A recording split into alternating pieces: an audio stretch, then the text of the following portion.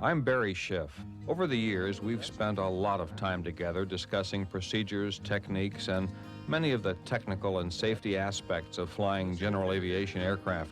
But this time around, I'd like to share something with you that's a little different and a whole lot more personal. Hi, I'd like to welcome you to TWA's International Planning Room. This is a particularly unusual flight for me because it's the first time that I'm going to be flying as the captain of a TWA flight with my own son on board as an operating crew member. I taught Brian to fly many years ago. He became a pilot for TWA. He's now a flight engineer. He's receiving his international qualification tonight. Brian, I'd like you to say hello to everybody. Hi. And this is a big flight for both of us. We've never flown together, as I say, on a TWA flight, and this is a biggie, for us anyway. I have to say, I'm very excited about this layover. It'll be the first one where the captain's going to buy me dinner. I won't have to have any expenses. We didn't talk about that. Oh, sure we did. Remember? Okay. How do you feel flying with your father? Do you feel nervous, or do you feel... No, I feel very comfortable. After all, he taught me to fly, and we think alike as pilots, so I'm really looking forward to it. Last time I think I really flew with him seriously was when he was teaching me.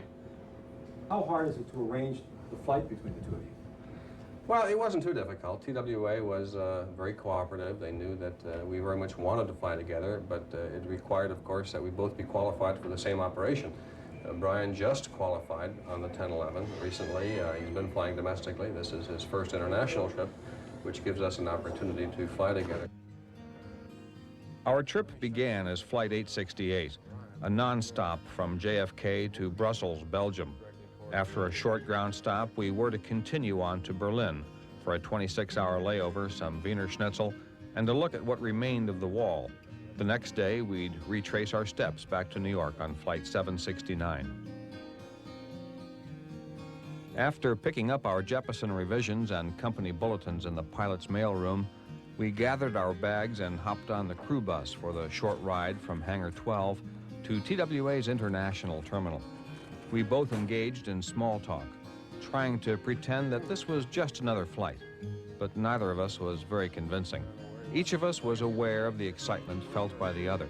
This was a special time, the culmination of a generation of preparation. I kept thinking about Brian's early interest in flying and how, as a toddler, he used to make crayon drawings of TWA airplanes. He couldn't wait for me to come home from my flights so that he could grab my cap and run around the house pretending to be an airline pilot. Yeah, Brian's come a long way since I taught him to fly in the family Citabria, and no father could have been prouder.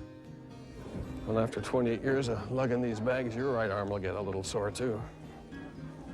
Thank God for wheelies.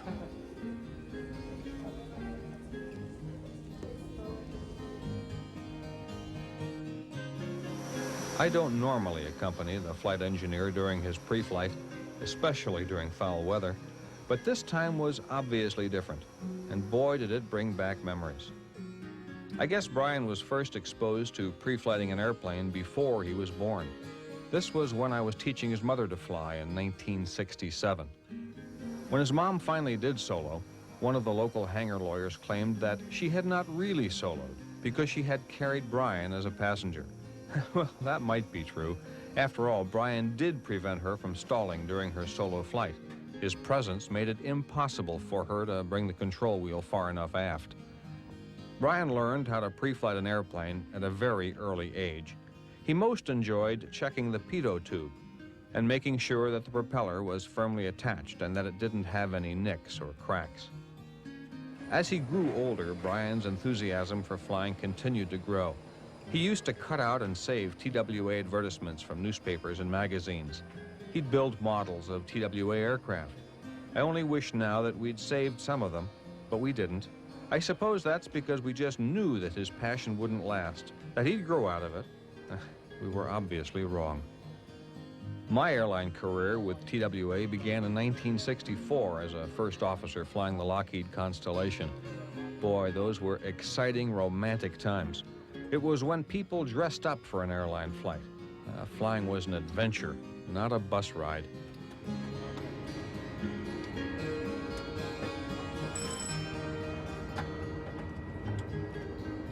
TWA hired Brian in 1989 as a flight engineer on the Boeing 727. His career won't be the same as mine. Times have changed. But I'm convinced that his future will still be every bit as rewarding and gratifying as mine has been. Take off. Circuit breaker. Check. Electrical panel. Check and set. Hydraulic panel. Check and set. Fire control panel. Check and set. Lead control. Check and set. Air conditioning control. Check and set. Fuel amplifier jettison panels. Normal. Aileron check. Yes. Regulator. No. Check emergency normal here. Yeah, the airplane makes a unique noise when Dad makes a bad landing. It's really interesting. Every time you make a bad landing, that's what you hear. Well, we've only got a couple of minutes to go before departure, so we're going to have to close the door. And by the way, Steve Kahn, who came out here to help film this. Steve, I know you don't have a ticket. You're going to have to get off. Please, leave. Thank you. See you later. Bye-bye. Brian's first flight as captain will be as memorable as when he first soloed on his 16th birthday. And like me, he'll continue to be awed by a world of experiences and sensations about which ordinary people only dream. That lofty perspective forms the bond that unites all airmen, especially when they're father and son.